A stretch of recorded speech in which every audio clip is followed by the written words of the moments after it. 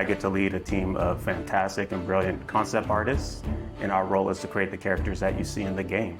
That's everything from the main hero cast you see to the creatures, the gods, and monsters that you come across. The hope is that we get something that feels unique and stands up to the history and the legacy of what the God of War franchise has always done. I feel like from the first games, that was a similar approach that they were doing, and that's not always easy.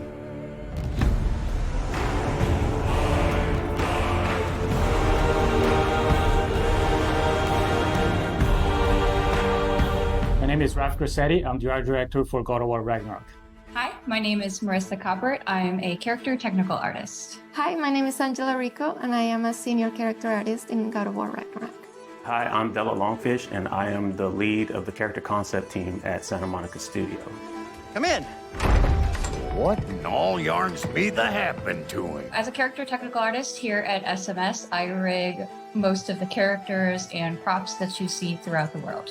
As character artists, our job is to create 3D assets based on the beautiful concept art provided to us. We do this by making sure that the silhouettes on the models and the textures and materials stand out instantaneously. So when you see our characters on the screen, we want you to almost like them immediately or have a connection to them to some extent before even interacting with them. As art director, I get the chance to collaborate with all the departments in the studio, from narrative to viz dev, because we want to make sure the factions feel correct, all the races belong to where they're supposed to be, like all the realms have very specific characteristics about them to make sure it all fits within the God of War universe. Sorry, one more thing. Although, these are gifts I'm giving to you, so I shouldn't be sorry and you should be thankful. Anyways, here, please be careful. In the God of War 2018, we saw Brock and Sindri, and that was the tip of the iceberg of the Huldra. And in God of War Ragnarok, we actually get to go and visit Svartalfheim, where they're from. And a great part of that, too, is we want to make sure that we expand the cast. You know, we've just seen a little bit of what was represented, and that was something that we hadn't seen.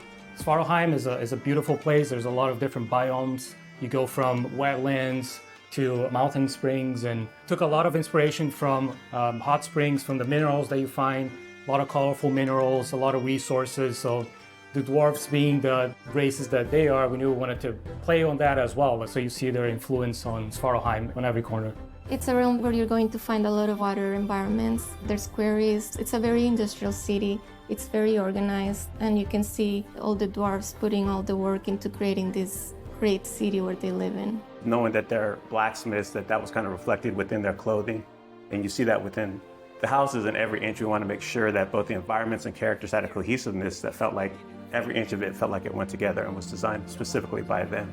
And again, that's something that we haven't seen in some of the other realms and is unique to these characters and their location. And the hope, it all goes together and creates a feeling within a realm that you're excited to see, feels unique, and really creates that sense of wonder where you want to go back.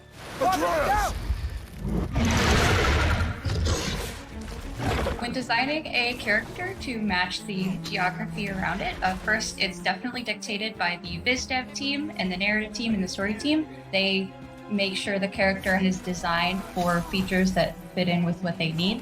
When designing the Grims, we took a lot of inspiration from the environment. So we took a lot of inspiration from lizards, creatures that kind of belong to that environment. They have those big claws. There's small critters to the big ones, and really building up that race, making sure they kind of belong and that realm felt lived in and that ecosystem felt like very diverse.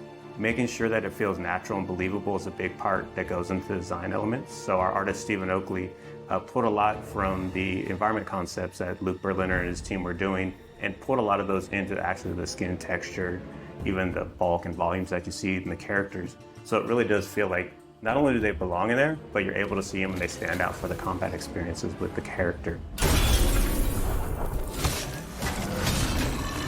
Character design is all about storytelling. In the example of Durling, his design was really tailored to convey his own personality. He's a bookkeeper from Svartalfheim, and because his job demands, he's very organized, he's very rigid, and he's a very play-by-the-rules kind of guy.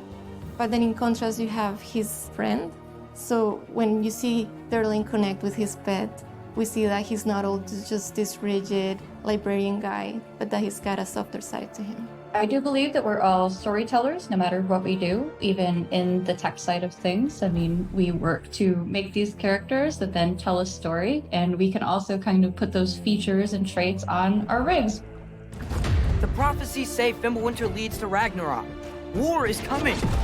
Svartalfheim, the dwarves, working with different races from different realms, so definitely seeing Ragnarok and the impact of that into the realm, it puts them into this position that's very interesting to see which side they take and things that they're building. So as you go through the level, you find out a lot more about this race and the political situation that is happening while Ragnarok and Fimbulwinter is taking place. Hey, dwarves!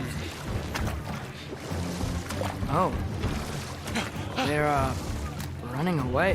One thing that our hope is with the cast of characters within every realm is not that it's just enemies there to kill you. We want to feel believable and that there's a wide world out there, but we want to kind of plant these seeds within any cast of the realm that there's more outside of what you're playing, and we want the fans to feel like they can go back and really visit those areas and want to go explore.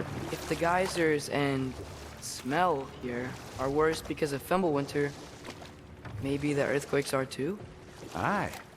Going into Svartalfheim, I'm really excited for players to experience all the new races that lived in that realm, how they play. They play very different from anything we had before. There's wildlife, it's something that kind of goes unnoticed, but we took a lot of effort to make the realm feel believable.